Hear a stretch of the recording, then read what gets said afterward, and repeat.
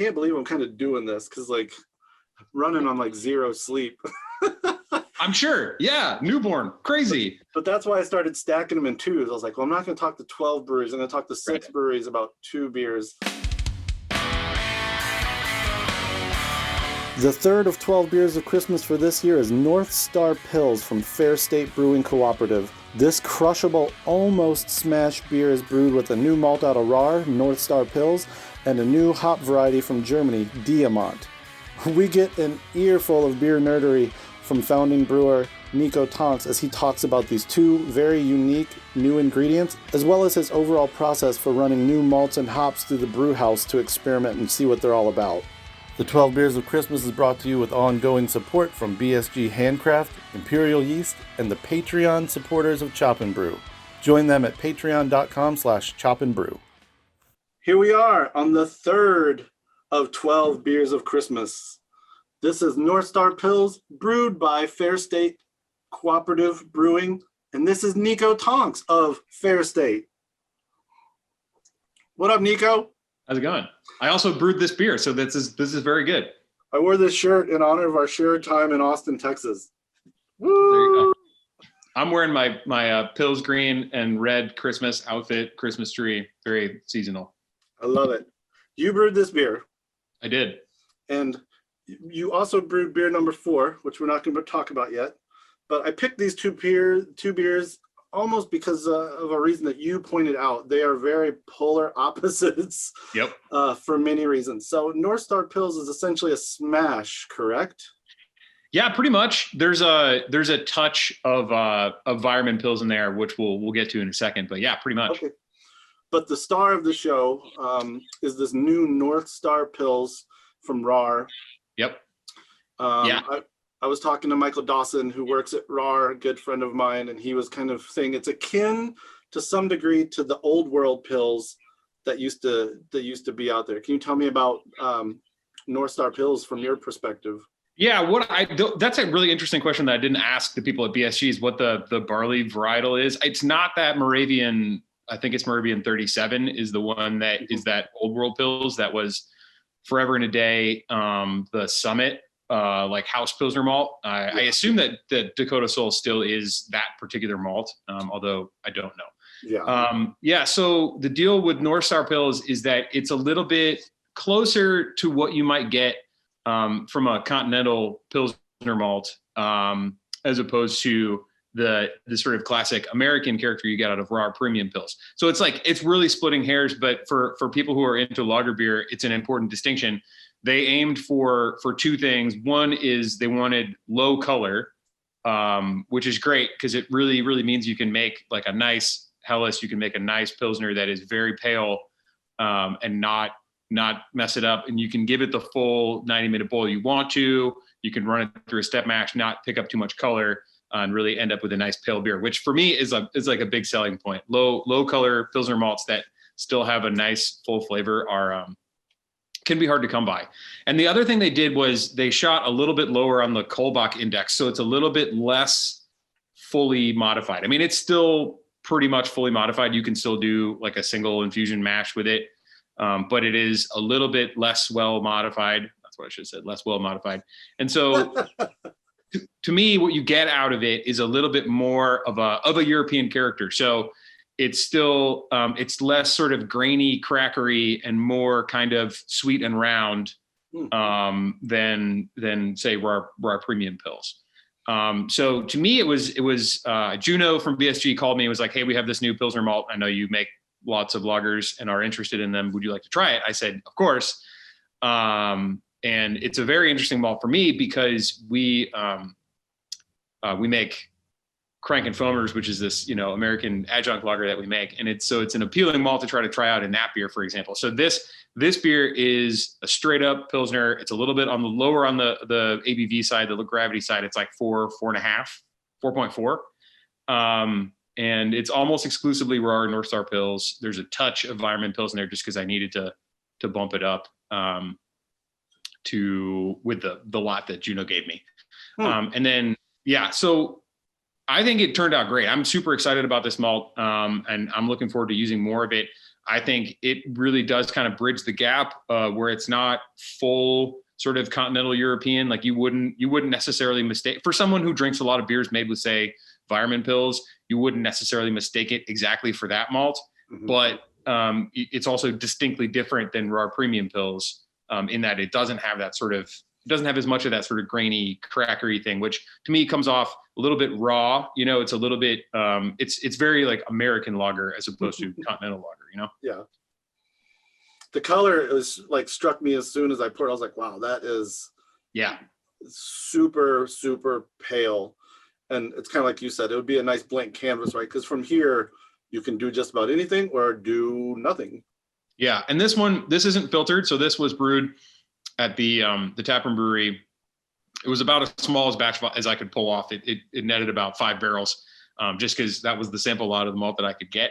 So yeah, especially if we were to put this through the production brewery and run it through the centrifuge, you would really, really see exactly how pale it is if we got it crystal clear. Yeah. And you set it up with a hop that I hadn't heard of before this beer came out. Is it Diamant? I think Diamant is probably how the Germans would say it. But I don't speak German. How'd you come across that? Well, it all came to me all in one package. Juno from BSG called me and he was like, "Hey man, I got care package." Yeah, exactly. He's like, "I got a new Pilsner malt. I got 2 new German hops. You want to play with all of them?" And I said, "Yes, line it up." So he gave me 2 hops. One was Arum, which Aurum, which actually I think is a Czech grown hop, which I used in a batch of Vienna lager. And then this is Diamant, which is a German from Spalter hop. And it's new to me. We were talking about Live Oak earlier. The Live Oak guys actually just fired off a batch of Pilsner with this hop too. So it was interesting to drink them back to back. It's the deal with this hop is that it's similar aroma profile to like a Hallertau or a Spalter, in that it's kind of grassy and spicy and sort of that classic kind of noble hop thing. A couple compelling things about it. One, I believe it's more drought tolerant than your classic cultivars, which is increasingly important in Europe because they don't irrigate. So if they have, or most of them don't irrigate. So if they have a bad rain year, they're going to lose their whole crop. So it's been, the noble hop market is pretty dicey. Some years it can be very, very difficult to get Saaz or get Hallertau or get Perla, if they have a bad year because they have all these contracts that kick in and the little guys get put on the outside. So that's one thing with it. The other thing is that it's significantly higher alpha acid. So this one sits usually between like 6.5% and 7.5%, as opposed to the Hallertau Mittelfrüh, which is the aroma hop we use in Fair State Pils, which normally comes in the sort of 3 to 4% range, which is kind of where you would see like a Saaz as well. So that means it's dual purpose, which means it is a single hop beer. We could use it for bittering. We could use it for aroma. And to me, what's nice about it is a lot of times it seems like when the Germans come up with new hops, like Mandarina Bavaria or something like that, they're trying to shoot for something that like doesn't come across super well. I've never had a Mandarina Bavaria beer that I thought smelled like oranges. And this hop, I think, is a nice bridge between old and new in that, if I want a noble hop, I can go to this hop and I know what I'm going to get, but I can use it in different ways. And so it's total first blush. I had never seen it, smelled it, rubbed it, used it, nothing before. But it turned out pretty nicely. Yeah, I get a lot of like a big lemon. Yeah. Kind of a lemon peel, a lemon pith. Almost. Yeah, it is more pithy. Especially as it warms, it gets less bitter and more of that fruity hop part. For sure. Yeah. And that, to me, that sort of character will come through in good lots of like the Hallertau or sometimes the Saaz that we get and use. And it's an underrated component in noble hop aroma is that sort of, it kind of ties the room together thing, you want it kind of bright. You want it to pop.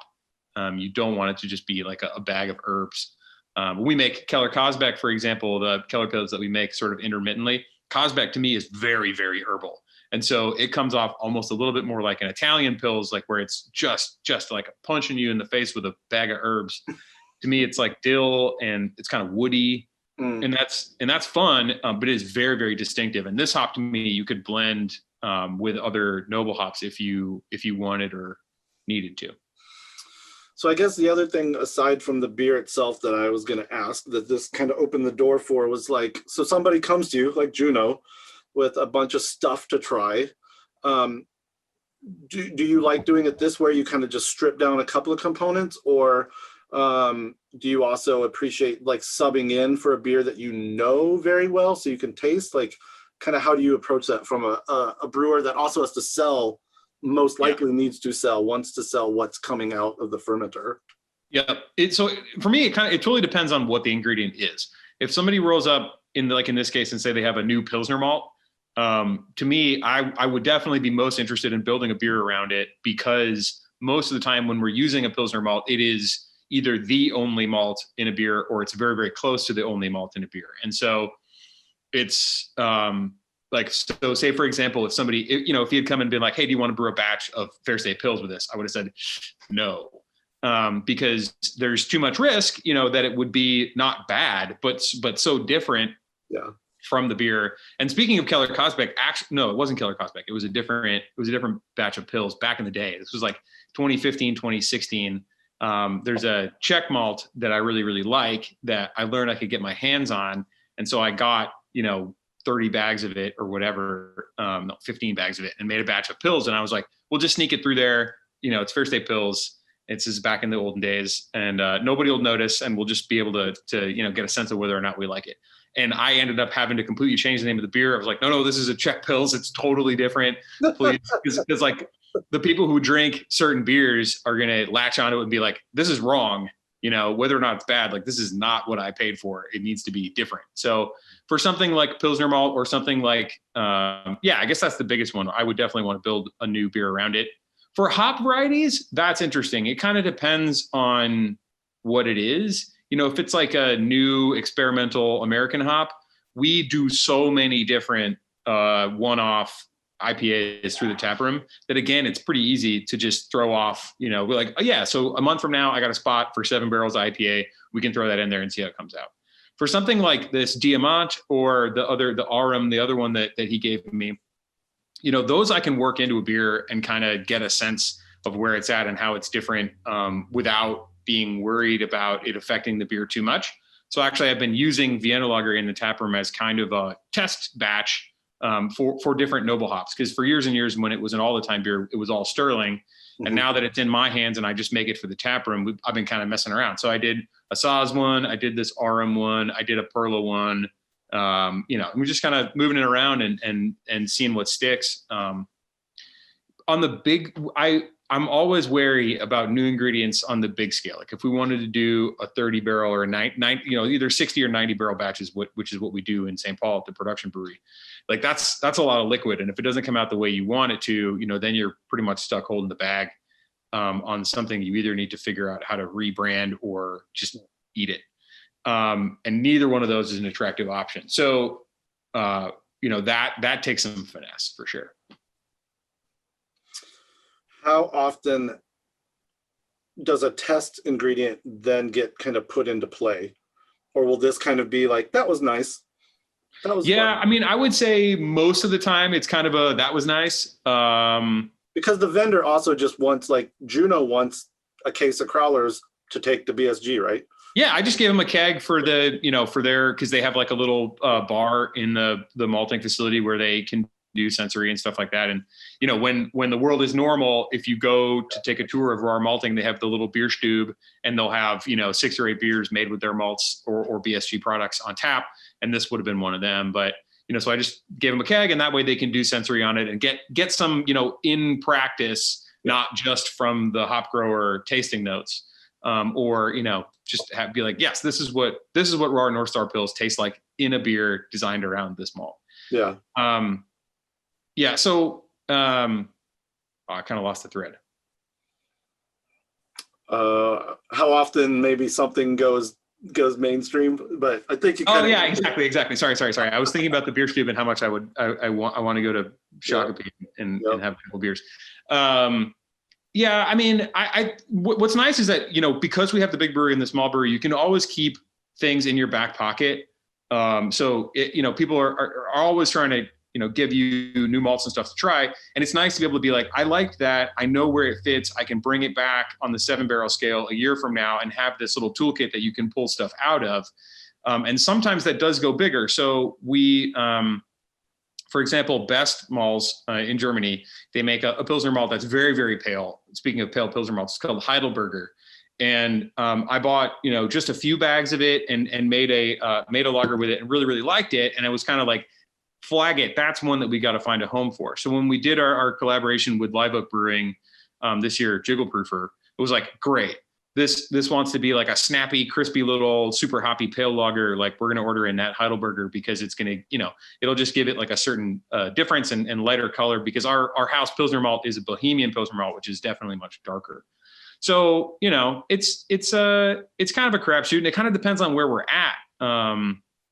This year it's been harder to kind of take chances on things because our ability to get them to people is so much reduced. Normally we could just fire off 7 barrels of whatever and basically put it to people in the tap room and say, do you like this? Mm-hmm. Sell a couple kegs to a bar or whatever it is, but all of those avenues have been closed. So it's been, that's a minor pandemic complaint, but it is one nevertheless. Yeah. Buying a beer is much more of the commitment's the wrong word, but you order it 2 days in advance. You have to plan. 2 hours. You have to plan.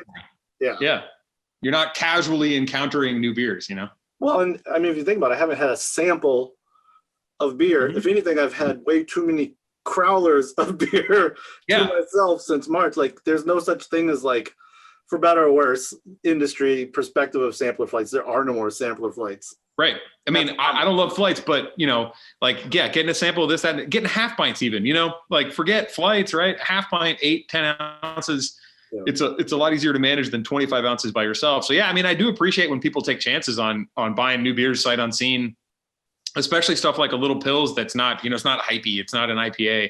And it's always rewarding to see those things sell well. Like we just did this little can conditioned Saison called Printing Money, which is kind of like a jab at ourselves. Like, why are we making Saison? We're not going to make any money on this. And it's been really, really, really encouraging how well it's gone over and how well people have liked it. And it's not just me drinking it by myself, although I have done a lot of that. But there's like little silver linings, right? Where people, you get reassured that people still like beer. They don't just like fruit juice in a crowler, Well, I'm empty. And we have this bad mofo to get to. So we're going to wrap it up for beer number 3. Niko, this was awesome. I guess shout out to BSG and Juno for making that. Definitely shout out to BSG and how awesome it is that we here in Minnesota are right in their backyard and we get all the new stuff first, That's right. All right, y'all. I'm going to see Niko in about 2 minutes with this beer. We'll see you tomorrow for beer number 4, Endurance from Fair State. Cut. All right, let's do it. Woo!